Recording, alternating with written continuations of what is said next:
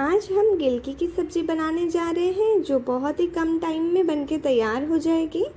तो इसे बनाने के लिए यहाँ मैंने लिया है कुकर, उसमें 2 बड़े चम्मच के करीब ऑयल लिया है और ये मैंने 3 प्याज बारीक काट के ले लिए हैं। इसे थोड़ा सा हम भून लेंगे, थोड़ा सा प्याज का कलर चेंज हो जाए, बिल्कुल हल्का सा लाइट पिंक हो जाए वो।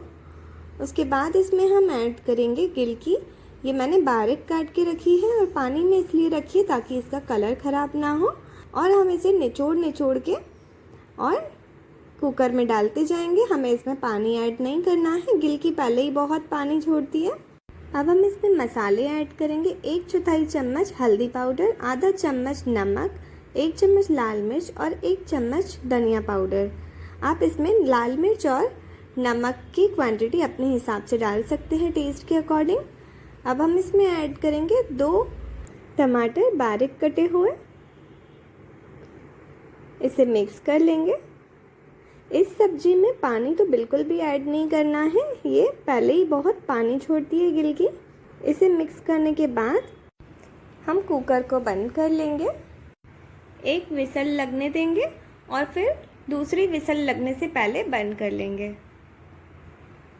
ये देखिए, ये कुछ इस तरह से बन गई है।